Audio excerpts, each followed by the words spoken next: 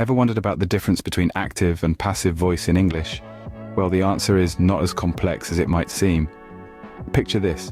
You're in a bustling cafe. The barista brews a cup of coffee. In this sentence, the barista is the subject, the action is brewing, and the coffee is the object.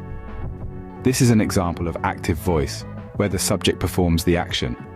But what if we were to say a cup of coffee is brewed by the barista? This is an example of passive voice.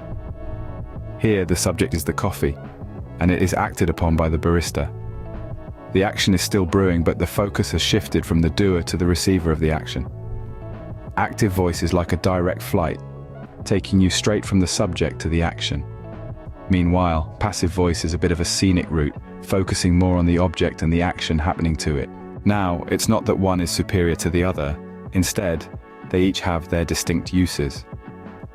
Active voice is often used for clarity and to emphasize the person or thing performing the action. Take the visionary billionaire Jeff Bezos, for example. In his annual shareholder letters, he predominantly employs the active voice for clarity.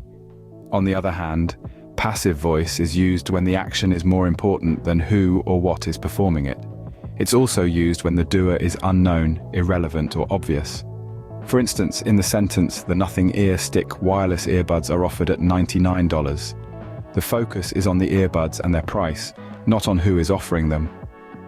When it comes to tenses, both active and passive voice can express present, past, and future actions.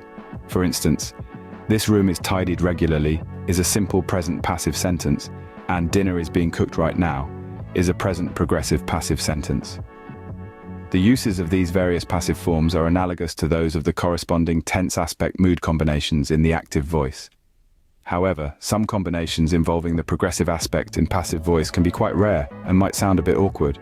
For example, it has been being written, or it will have been being written. Because of this, they're often paraphrased using expressions like in the process of. So, it has been being written might become it has been in the process of being written. In a nutshell, active voice is when the subject does the action, and passive voice is when the subject is acted upon. Both have their uses, and a skilled communicator knows when to use which. Remember, it's not always about who does the action, but sometimes it's about what's being done. And that, dear listeners, is the essence of active and passive voice in English. If you would like to see more of these English language videos, please like and subscribe, as it really does help with the channel's algorithm. Thank you and goodbye.